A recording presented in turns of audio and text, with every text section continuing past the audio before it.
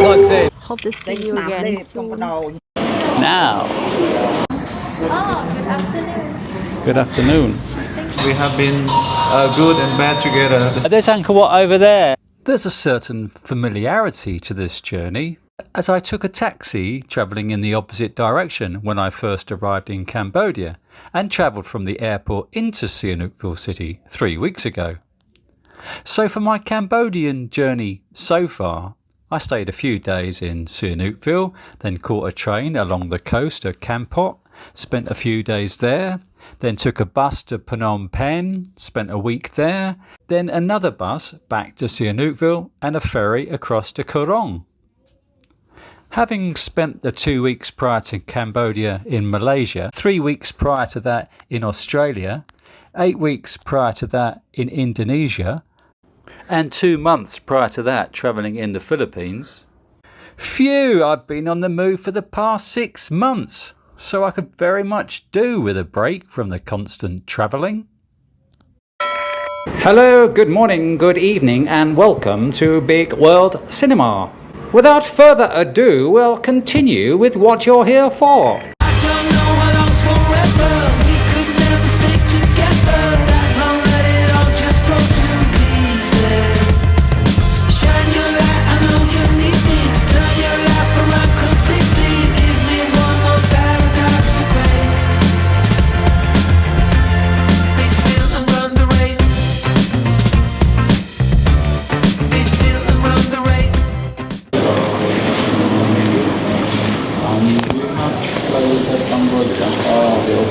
Just pushing the old man in the trolley. Grandpa's in the trolley. Expecting a tip for this.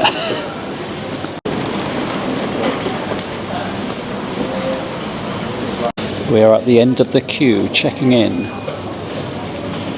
1:40 flight.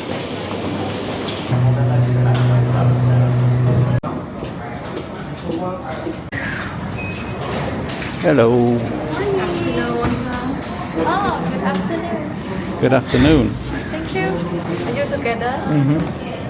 Not like that, but Sir, this one you check in, right? Okay, please, sir.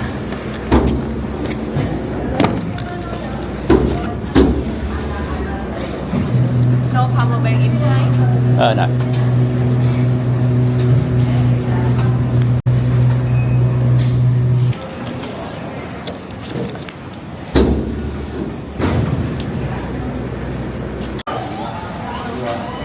We are boarding now.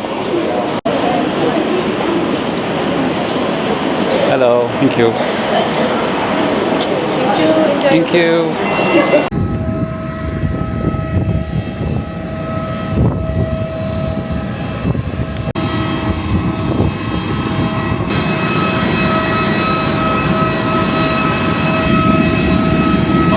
Thank you. Hello.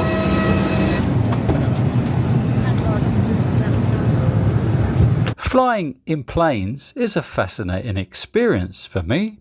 It always amazes me how this huge contraption manages to get off the ground and get airborne and remain there. If I'm on a long flight, I prefer to have an aisle seat to give me more room, but on a short flight, prefer a window seat. It's strange that I have a fear of heights when standing on a balcony on a high condo floor, but feel perfectly safe sat in an aeroplane looking down 30,000 feet. I could spend all day gazing out at the floating clouds. I've lost count of the number of flights I've taken over the past 55 years. When I was a young lad, our family started flying to Spain and Mallorca a couple of times a year during Whitsun and summer, and I've continued taking flights pretty regular throughout my 64 years, so as a rough estimate I'd put the figure at around 300 flights in total.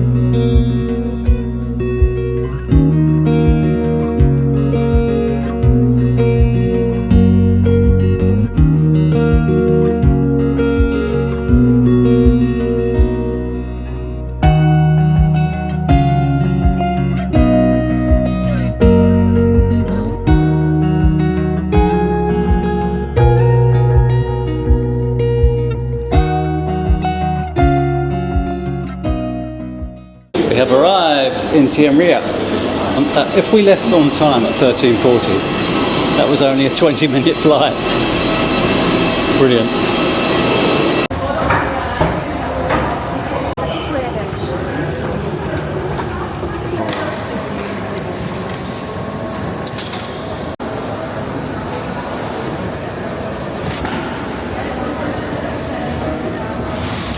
Without stopping and go reach to your hotel.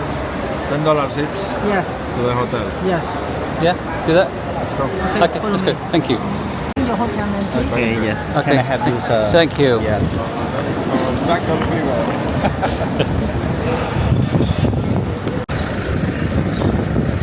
The Shiti Hotel. We're in a taxi that's costing us $20. Grab wanted $32. There's a bus leaving at 3 p.m. $8 each. I like castles. So we decided to pay $20 and get a local taxi. It's about 35 kilometres from the airport to the town, and it takes about 50 minutes. The taxi driver spent the whole trip trying to sell us day excursions. He said we should take his WhatsApp number, send him a hi message, so then he could spam us every minute of the day, wanting to take us to Angkor Wat. No thank you. I visited Siem Reap twice before in 2006 and 2009, and each time I have visited Angkor Wat. I can't remember how much it cost for foreigners to get in 20 years ago, but nowadays it costs $37 for a one-day pass or $62 for a three-day pass. For Cambodian locals, entrance is free. I don't mind paying more as a foreigner to visit the ancient temples, but that price is ridiculous. Long-term foreign residents who have lived in Cambodia for at least 2 years can apply for a special annual pass if they're that way inclined. I probably won't bother visiting Angkor Wat a third time, not unless I can find a back entrance and get in for free, so the driver's persistent requests were falling on deaf ears. I said the driver's persistent.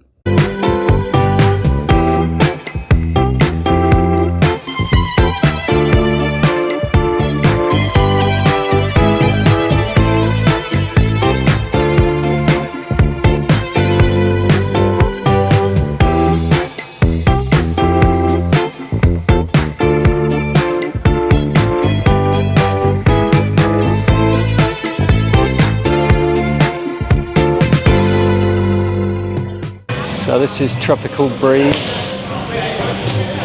So this is the pool. Doesn't look very appealing. Looks a bit cloudy and dirty.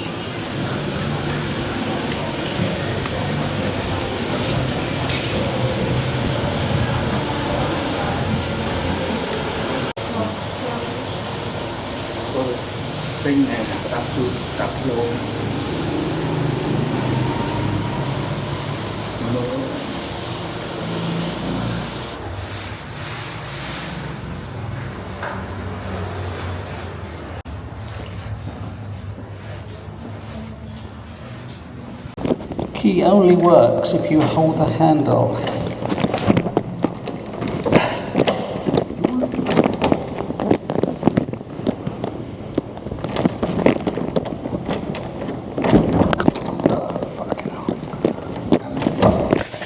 So this is my room. I have 2 beds. I have a nice desk, table to put my stuff on, and a nice velvet poof. Wardrobe, glass doors, the hangers. Bathroom, broken toilet, bum gone. Basin, a lovely hot water shower. For this lovely room I'm paying £6.50, which is not bad. $8.50. And this is my view. So outdoors is the shared balcony space.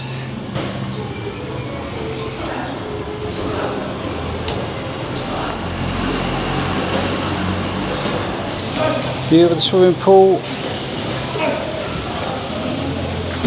So we've got plenty of bars, restaurants on our doorstep.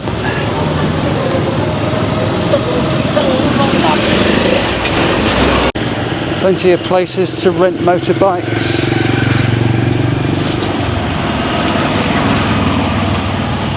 It is very close. And then there's the bridge across to Pub Street. And then over there is a Hard Rock Cafe. In Siem Reap, you'll find a blend of tourists, backpackers and long-term residents. Many expats live in Cambodia, primarily in Phnom Penh or Siem Reap. The actual numbers are vague, but I know for sure that many now are considering Cambodia as an alternative to the Philippines, Vietnam or Thailand.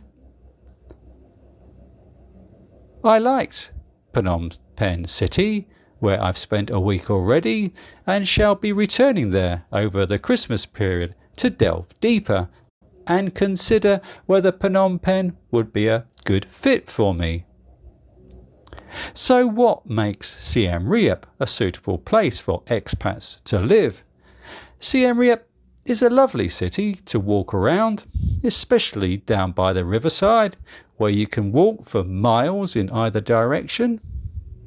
If I were living here full time, I'd probably get myself a push bike. I love walking beside water. As I've said many times on this channel, for 10 years prior to moving to Asia in 2019, I lived on the south coast of the UK in Brighton. Daily walks close to water are spiritually uplifting for me. Although the Siem Reap River is a little murky compared to the English Channel. There's plenty of coffee shops and eateries along the riverbank. In that respect, Cambodia appears to be trying to catch up with its Asian neighbour. You can't walk more than 10 paces in Vietnam without stumbling over a coffee shop where many people are perched on those pathetic little stools at all hours of the day. In Siem Reap, you're spoilt for choice really. If you live here, you'll be continually asking your friends or girlfriend, "Where shall we go for coffee?" or "Where shall we go for lunch today, sweetheart?" Naturally, there's food options catering to all budgets, but popular places will be busy. At a number of diners, we found it difficult to find a free table at lunchtime, as the kids have Instagrammed it to capacity. So we're at Tang Moi Coffee. The most expensive thing on the menu is $2. $2, the most expensive item on the menu. I have special pan with a baguette, and the special pan consists of beef, fish can, hot dog and eggs. I think that's sardine. Brilliant. That's what I wanted. Mincemeat. Tomatoes and egg. Lovely. Brilliant. $2. I found a good gym near the Riverside, and near to my hotel they charged $1 per session, including a towel. Whichever country I visit, I like to use the local gyms. Angkor Muscle Gym was adequately equipped and semi-clean. It's the only gym I visited in Asia, however, that wouldn't allow me to film it for YouTube and maybe gain a few more visitors. Oh well, fair loss. Breakfast all day, what we got? Omelette, $2.50, scrambled eggs, $2.75, smashed avocado, $3.75, breakfast bowls, $3.50, fresh fruit and yogurt, $3.50, cake sticks, $3.50, crispy baguette, $3, veg sandwich, $3. Papaya salad $3. Avocado salad $4. $3. $4. Curry soup $4. Baked potato $3.75. Fried shrimp $5. Fisherman $4. Lock-lack $4.50. Curry $3. Fried rice $1.75. Fish and chip $5.75. If you're new to this channel, my name's Philip, I'm from the UK, I've been travelling for almost 6 years now. If you want to stay connected with my travels across the globe, I think you need to subscribe and click the notification bell. Thank you.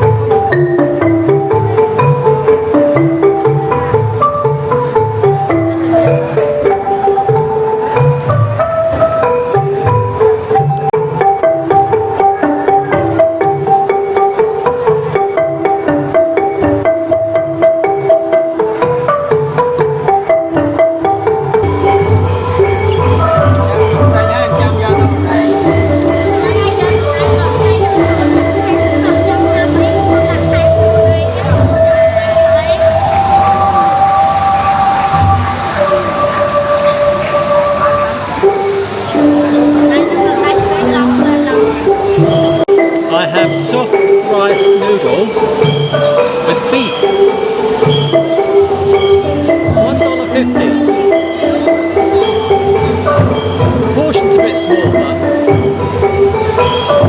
just a quid. I can listen to this racket whilst I'm eating. I've got the earplugs in, a little bit loud. Bon appetit!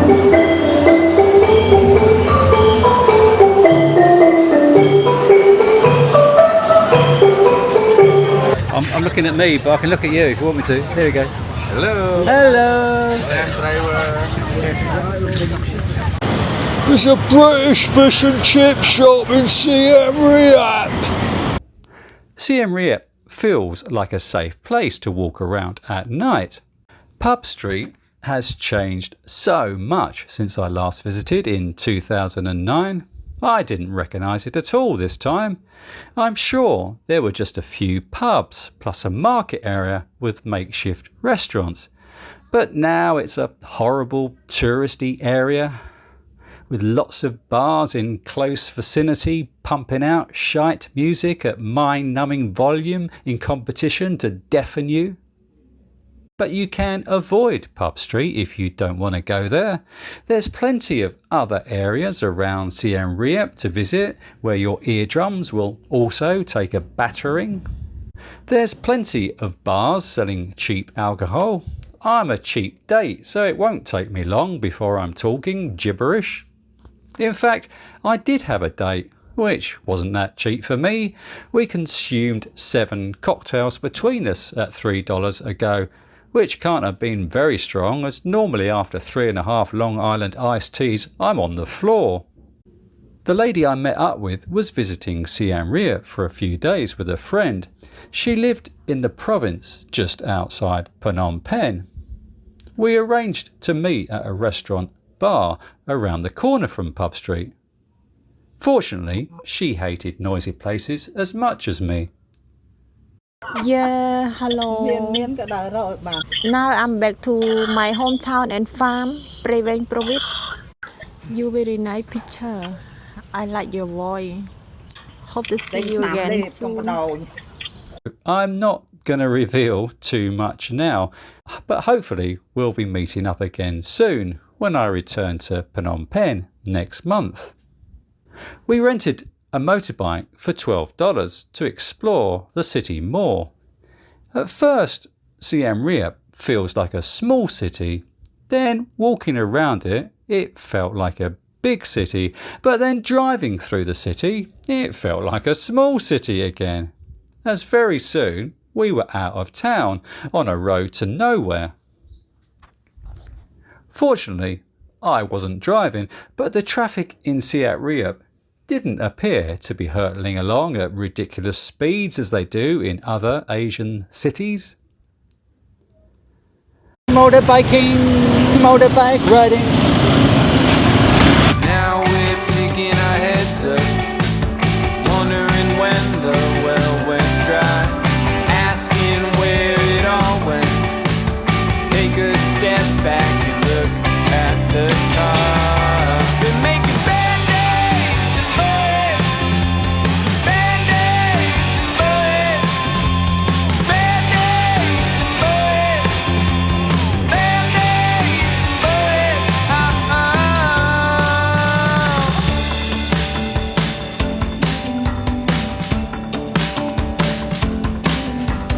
Draw a party line, baby, pick a side. It don't much matter if it's left or right, you just mean it. There ain't no retreat. We'll beat each other up with what we know. Keep our heads down, let them get some more. We don't need it. Let them keep feeding. Now we're picking our friends up, wondering when the well went dry, asking where it all went. Take a step back and look at the top. They're making band-aids and bullets, band-aids and bullets, band-aids. So it didn't last long. We didn't stay. It's $12 to get in, which is ridiculous entry fee for a museum in Cambodia. Like Angkor Wat is $35 now. I can't remember how much I paid in 2000 and first time I came was 2006. I can't remember how much I paid for Angkor Wat in 2006, but it certainly wasn't $35. Ridiculous. After rejecting the Angkor National Museum, we found ourselves out of the city and near Angkor Wat. I wished I had my Cambodian lady with me, as she'd visited some Angkor Wat temples over the days she was there without paying. Ah, the perks of fraternising with the local ladies.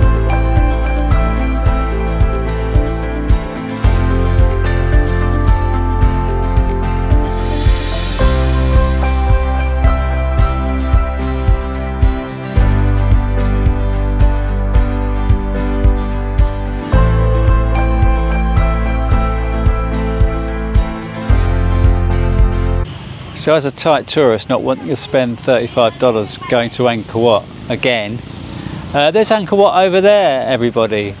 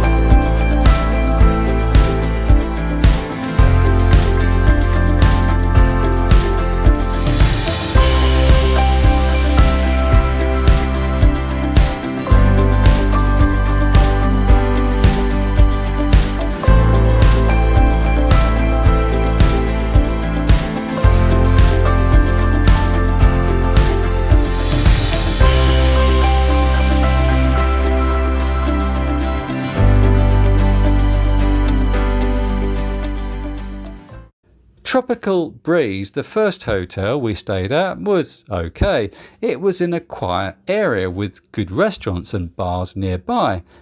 You certainly couldn't beat the price, but it was a bit grimy and didn't feel totally secure. At night, you couldn't hear Pub Street or any noise from the bars nearby. But wanting a place with a decent, clean swimming pool I didn't fear swimming in, we changed to stay Siem Reap Hotel just across the river. It was a nicer, cleaner hotel and still at a great price, but I'd failed to check the size of the pool, which resembled a tiny pond and also hidden from the sun. After moving to the other side of the river, nights were far noisier, even though we'd literally moved 700 meters from the first hotel. But the noise wasn't even coming from Pub Street, it was from the establishments nearby. A French lady in the room next door to mine, who'd been staying there for months already, said she could hear it every night. All hours of the night. I couldn't understand how she tolerated it and didn't move elsewhere. But it was a lovely hotel at a decent price, run by Bunny, who treated his guests like family. So I guess that was why she continued to stay and was staying until January next year. Location is a big issue in Siem Reap. Researching accommodation, the yardstick is generally how far that place is away from Pub Street. The further the better, in my opinion. Monthly long-term accommodation can be found in the city for as little as $100 to $150, but you do need to shop around and find a place where you're not going to be kept awake all night by roosters or night owls. From here. This is Bunny. Hello. Yeah, Philip. Thank you for staying with us to support our community. You have been running this place for the last 3 months. Thank you, Philip. Thank you so much. 3 months we have been good and bad together. The situation here, for example, like sometimes we have many travelers, sometimes we don't have many travelers. Yeah. But we have to do the right thing. Yeah. Keep going, keep learning, never give up. Yeah. Thank you for choosing Cambodia. Thank you. And thank you for choosing our community. Thank you for welcoming me here. Oh my goodness, thank you so much. You are so kind. Thank you. Thank you. As you walk in, there is a swimming pool. Now, Bunny was saying that everything here has been recycled. All these items that you see around here are recycled. Fill your water bottle here. This is the way upstairs. Elevators are out of action.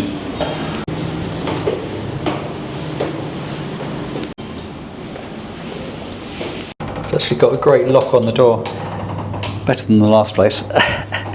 So as you walk in, lots of space, lovely big bed, couple of shelves over there, a safe, and there's another shelf with kettle, tea, cups.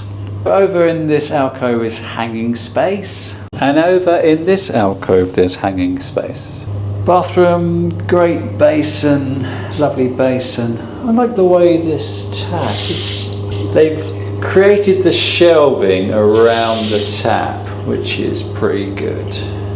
Toilet, bum gun, and shower.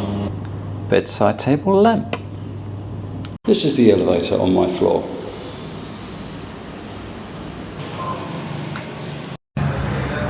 This is the restaurant area, and then outside is a restaurant where you can get food 24 hours.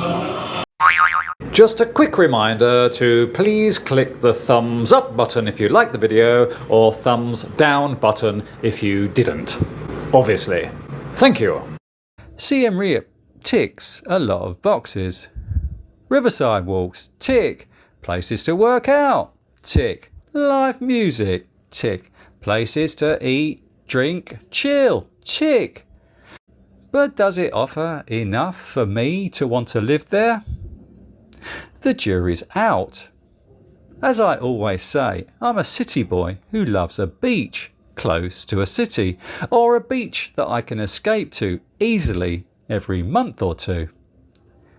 It also needs to be a decent sized city, like Brighton in the UK, or Sydney in Australia, which has art galleries and museums and plenty of cultural stimulation to get my juices flowing.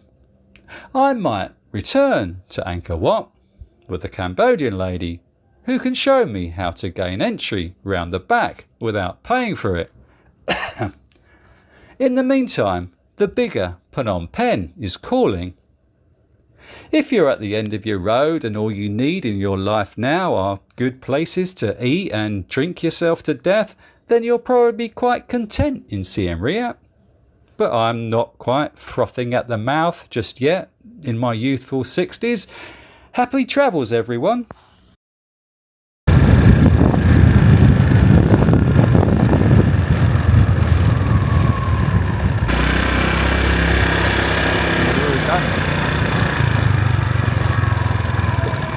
Brilliant.